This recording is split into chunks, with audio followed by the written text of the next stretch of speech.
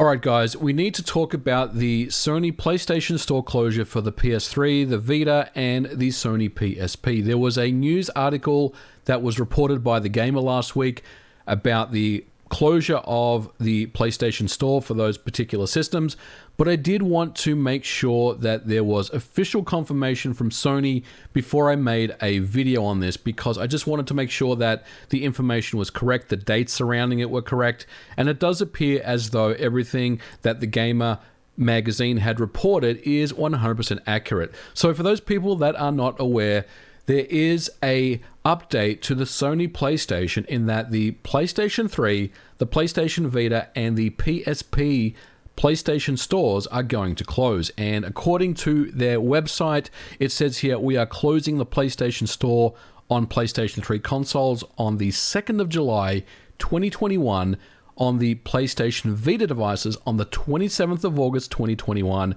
Additionally, the remaining purchase functionality for the PSP will also retire on the 2nd of July 2021. And the article or the report goes in to discuss what features you can still access, and you can still re-download and play previously patched game titles, which is a good thing. You will still be able to access previously purchased video and media content. You will still be able to redeem game and PlayStation Plus vouchers, and you'll still be able to re-download and play games claimed through the PlayStation Plus as long as you remain a member of the service. Now that's pretty standard stuff. I mean, if you do own a digital game and the store does go down, you still have the option to download it. I mean, I think the Wii Shop was had a similar thing going on at the time from memory. And it does give you that grace period to, to re-download your games should you choose to do so. Ultimately, this is a very, very sad day that this happens, but it's also something that is inevitable, when it comes to a digital age of video games, digital storefronts eventually will be sunset and shut down. And this is just another example of that. We've seen the Wii Shop in recent times get shut down. And, before that, Xbox Live, the original 1.0 Xbox Live was also, sunset. So this is a part of, the digital, world that we live in these days. It's very, very unfortunate. And it just makes you wonder, what's the solution here? Now, I do want to say these dates surrounding these closures seem very, very aggressive to me. It's like Sony is really very quickly pulling the plug on these services. I would have expected to see maybe a 12 to 18 month grace period on these closures and give people more of a heads up. And I think the most puzzling one for me would be the Vita store on August 2021. I do know people and I know publishers that are still making games for the PlayStation Vita. There are still games coming out for the Vita, and there are still games that are making money on the PlayStation Vita.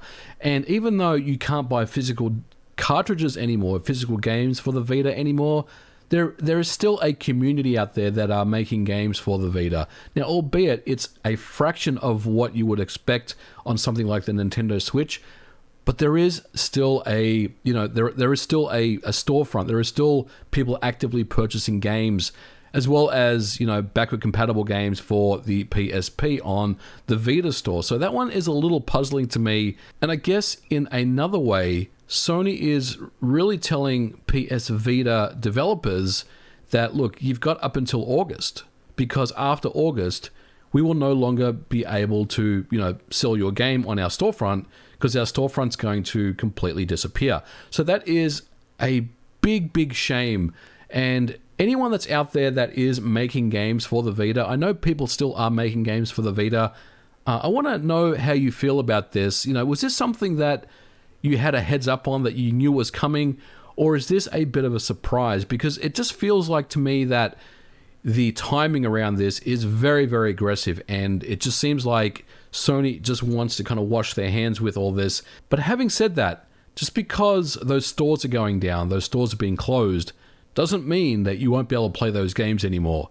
Once again, thanks to the emulation and the modding communities, you can still access and play these games. First of all, emulation for the PlayStation 3 with RCPS3 on the PC is actually really, really good. It's getting better and better every single day, and I made a video on it a couple of months ago outlining what you could do with the emulation, and it's very, very impressive, and it's going to continue to get better and better over time. And look, I'm not affiliated with any of these groups that are making emulators right now, but I would suggest maybe donating to their Patreon or getting involved somehow and offering up some money and helping that particular emulator out, because all of a sudden RCPS3 is going to become a very important piece of software once we see the closure of the PlayStation 3 store. Now, PSP emulation is excellent. It's high compatibility, it runs very, very well, and it also has really good quality of life enhancements, including up-res textures,